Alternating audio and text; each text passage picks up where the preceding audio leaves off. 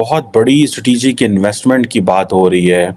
अरब states और India के साथ मिलके एक ग्रैंड जो स्ट्रेटेजिक इन्वेस्टमेंट प्रोग्राम लेके आना चाहिए, जो कि एक मेजर इंफ्रास्ट्रक्चर प्रोजेक्ट होगा, जो कि गल्फ ममालिक को और अरब ममालिक को रेलवे के ज़रिए कनेक्ट करेगा इंडिया के साथ। अच्छा, एक्सक्यूज मी, ये कोई तरीका है? ये है वो पाकिस्तान की कमज़ोरी, ये है वो पाकिस्तान की नालायकियाँ।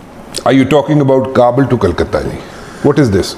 इंडिया से हमने अननेसेसरी जो एक जैसे कहते हैं ना कॉन्फ्लिक्ट को इतना लंबा कर लिया कि आज जब हम बात भी करना चाहते हैं इंडिया से तो वो हमसे बात नहीं करना चाह रहे। सो एट फर्स्ट प्लेस तो मैं अपने आप को कहता हूँ कि हमारी गलतियाँ। आज हम एक फेल्ड स्टेट का तस्वर पेश कर रहे हैं। यूएस नेशनल सिक्योरिटी एडवाइज़र जो है जेक सुलिवन, वो सऊदी अरब आ रहे हैं, जहाँ पे इंडिया के national security adviser Ajit Doval साहब और यूएई के जो नेशनल सिक्योरिटी एडवाइज़र हैं वो भी पहुंच रहे हैं। यही सुना है कि पाकिस्तान का जोग्राफिया माशाल्लाह, वाह कमाल, क्या जोग्राफिया है पाकिस्तान का, और बड़े डिविडेंड्स हैं इसके। आज तक हमें तो कोई डिविडेंड मिला ही नहीं। लेकिन हमने देखा है कि इतनी कड़ी शराइत IMF ने उन ममालिक के सामने नहीं रखी जितनी कि पाकिस्तान के सामने रख रहा है।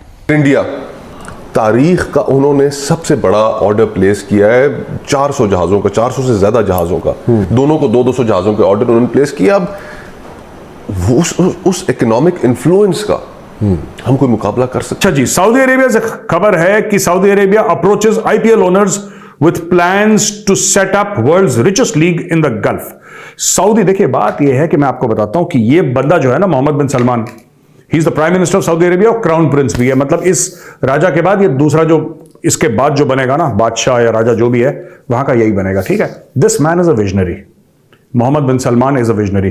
द वर्ल्ड में से XYZ bad things about him, but I think this man is a visionary. और मैं क्यों ऐसा कह रहा हूं कि ये मोहम्मद बिन सलमान एक विजनरी है? ये इसलिए विजनरी है क्योंकि उसको पता है कि जो तेल है ना, जिसके ऊपर पूरी दुनिया टिकी है सऊदी अरब की, ये निकलने वाला है एक दिन, ये खत्म हो जाएगा। जिस तरीके से गाड़ियां बन रही हैं और ये बन रहा है वो बन रहा है, ये तेल खत्म हो जाएगा एक दिन। और वो दिन ज्यादा दूर नहीं है, 25, 30, 35, 40 साल में ये तेल के रिजर्व्स बिल्कुल ना के बराबर रह जाएंगे। हर रोज पूरी दुनिया में लाखों गाड़ियां सड़क पे आ रही हैं, और जितनी आ रही हैं उतनी कंडम नहीं हो रही। जाहिर सी बात है, people are buying, just buying. China में, इंडिया में, अमेरिका में, यूरोप में, कहीं पर भी दुनिया में people are buying vehicles every day. और जो भी गाड़ी चल रही है, अब वो इलेक्ट्रिकल व्हीकल्स इतनी तेजी से तो नहीं बढ़ रहे हैं, उसमें टाइम लगेगा। और जिस दिन टाइम ऐसा आ गया कि इलेक्ट्रिकल व्हीकल्स बहुत आगे निकल गई, राइट, और जिससे इलेक्ट्रिकल व्हीकल्स रिप्लेस करने लगी, अभी वो दिन बहुत दूर है, लेकिन एक ना एक दिन होगा। उस दिन सऊदी अरब जैसे जो मुल्क हैं वो क्या करेंगे, जिनका पूरा का पूरा बिजनेस ही इस पर डिपेंड करता है कि यार they are producing oil. All तो सऊदी अरब का कोई आपको कोई चीज आपने देखी नहीं होगी, 99% तो ऑयल है उनका। तो Mohammad bin Salman is a visionary, और उसने ये डिसाइड करा है कि यार देखो, हमें क्या करना है ना, सऊदी अरब को टूरिज्म की ओर ले जाना है। हमें सऊदी अरब को एक इकोनॉमिक हब बनाना है गल्फ का, जैसे दुबई है। हमें सऊदी अरब को एक एंटरटेनमेंट हब बनाना है। हमें सऊदी अरब को एक स्पोर्टिंग हब बनाना है। तो इन सब के अच्छा, पैसे की कमी है नहीं इनके पास, इन्वेस्टमेंट की कमी है नहीं, तो वो जैसे कि फॉर्मूला 1 रेसिंग हो गई है, बास्केटबॉल की लीग हो गई है, ये फलाना ढिमका 100 चीजें वो लाने की कोशिश कर रहा है कि ये चीज पिकअप करे। टाइम लगेगा, ये इमीडिएटली पिकअप नहीं होंगी। आपने ऐसा नहीं कि मोहम्मद बिन सलमान ने आज बोला तो कल से हो गया, नहीं। अभी उसने अप्रोच करा है IPL को, because IPL is the world's biggest cricket league. IPL से बड़ा कुछ नहीं है दुनिया में इस वक्त, ठीक है ना। हाँ, नजम सेठी साहब ये जरूर कहेंगे कि IPL बहुत छोटा है और पाकिस्तान प्रीमियर लीग दुनिया में सबसे बड़ा है, और सब लोग एक दूसरे को धक्का दे रहे हैं कि हम पाकिस्तान में जाएंगे, और नहीं बैटिंग मुझे दो, नहीं मेरी बैटिंग होनी चाहिए, और मेरी बैटिंग तो दी नहीं। ये अब ठीक है, नजम सेठी साहब की हम इज्जत करते हैं, सीनियर सहाफी हैं, chief minister of Pakistani Punjab रह चुके हैं, sir all respect to you, but ठीक है, आपके खुद के मुसलमान भाइयों ने आपको नहीं बुलाया कि आप सेटअप कर दीजिए लीग, ठीक है। बाकी जैसा आप बोलें सर, हम मानने को तैयार हैं, है ना। तो एनीवे, काफी लीग्स ने इंटरेस्ट दिखाया है सऊदी अरब जाने में। पैसा है जहां पे, वहां पे लोग जाएंगे, बिजनेसमैन है, वहां पर भी IPL का एक लीग शुरू होगा, ठीक है। तो इसमें क्या होगा कि ये लीग जब वहां पे शुरू होगी तो वहां पे भी, क्योंकि वहां पे एक्सपर्ट्स बहुत हैं, देखने वाले बहुत हैं, और इससे क्या फर्क पड़ता है, देखने वाले कहीं हो यार, खेल तो टेलीविजन पे हो रहा है आजकल, खेल तो डिजिटल पे हो रहा है। अब जियो ने लॉन्च नहीं कर दिया, वो सब लोग लगे हुए अपना मोबाइल पे देखने के लिए। आई थिंक जियो ने किसी ने करा है ऐसा, तो लोग देखते हैं उसको। और आईपीएल जो है ना, this is travelling to Saudi Arabia. लेकिन बीसीसीआई ने हल्का सा एक रोड़ा डाल दिया बीच में कि बेटा प्लेयर्स नहीं जाएंगे, है ना, प्लेयर्स नहीं जाएंगे। Because what is IPL? IPL is the players, IPL is the players, the Indian players, that is the core of the IPL. तो ये मना, अब देखेंगे डील क्या बनती है इसमें। लेकिन यह बात तय है कि आईपीएल जाएगा सऊदी अरेबिया पक्का, और वहां पे रेत के ऊपर हरे हरे मैदान होंगे, राइट। और इनका कुछ नहीं पता अरबों का ये एयर कंडीशन स्टेडियम बना है। बोले हबीबी पूरा स्टेडियम एयर कंडीशन होती, हम उसके अंदर खेलती क्रिकेट, ठीक है। वहां से तुम खजूर मारती, यहां से ऊंट अपना मुंह खोल के खजूर खाती, क्लीन बोल्ड। ये होने वाला है वहां पे, देख लेना। दोस्तों, एक बहुत बड़ी स्ट्रेटेजिक इन्वेस्टमेंट की बात हो रही है, जिसमें इम्पॉर्टेंट डेवलपमेंट ये है कि यूएस नेशनल सिक्योरिटी एडवाइज़र जो है जेक सुलिवन, वो सऊदी अरब आ रहे हैं, जहां पे इंडिया के national security adviser Ajit Doval साहब और यूएई के जो नेशनल सिक्योरिटी एडवाइज़र हैं वो भी पहुंच रहे हैं। और मज़े की बात ये है कि आपको पता है कि जो लार्जली सऊदीज़ जो हैं वो, जिस तरह वो चाइनीज़ इन्फ्लुएंस में चले गए हैं, अमेरिकन्स को इस चीज़ की टेंशन होगी कि ये जो I2U2 का जो एक प्रोजेक्ट बनाया था उसमें इन्होंने इजराइल को डाला था।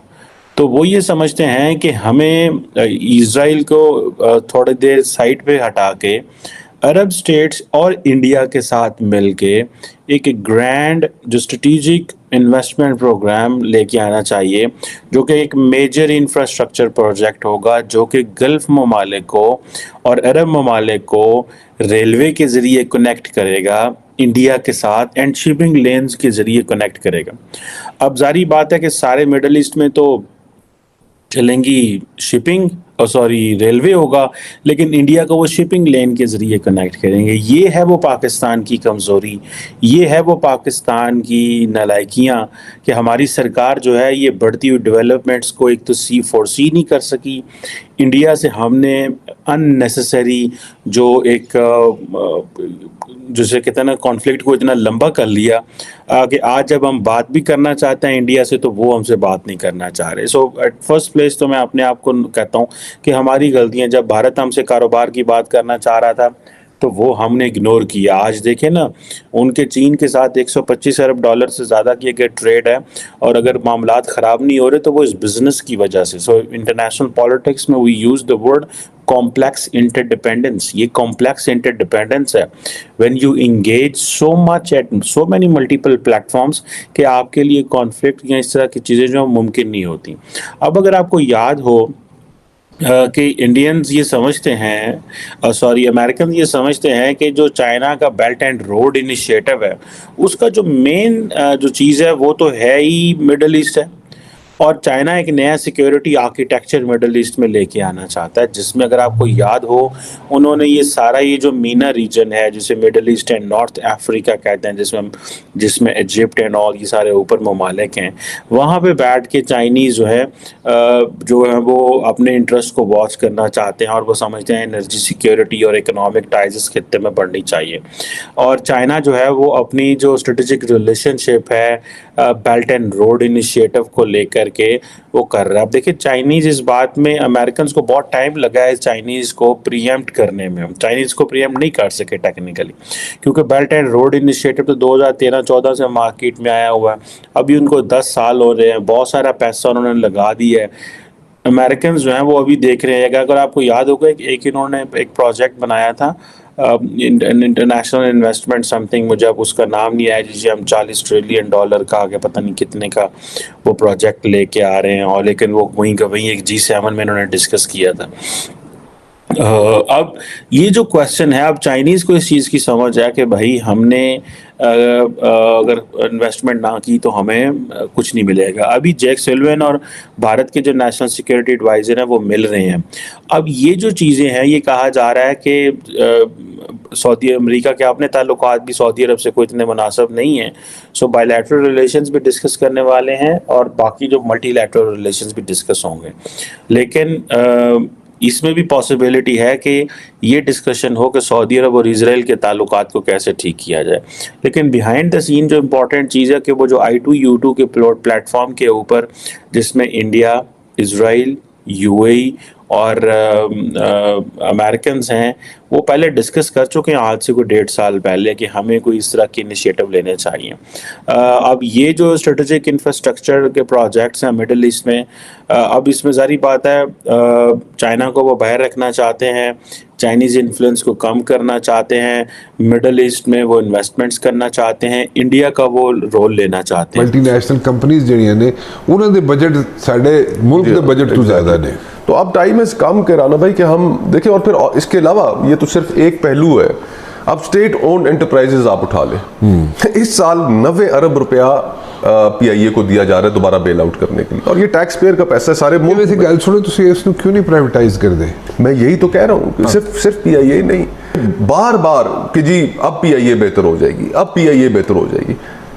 एयर इंडिया प्राइवेटाइज हुई और जिन्होंने ली तारीख का उन्होंने सबसे बड़ा ऑर्डर प्लेस किया है 400 जहाज़ों का, 400 से ज़्यादा जहाज़ों का। और दोनों कंपनीज, दुनिया की जो 2 बड़ी कंपनीज हैं एविएशन में, एयरबस और बोइंग, एक अमेरिकन है एक यूरोपियन है, दोनों को 200 जहाज़ों के ऑर्डर उन्होंने प्लेस किया। अब उस इकोनॉमिक इन्फ्लुएंस का हम कोई मुकाबला कर सकते हैं?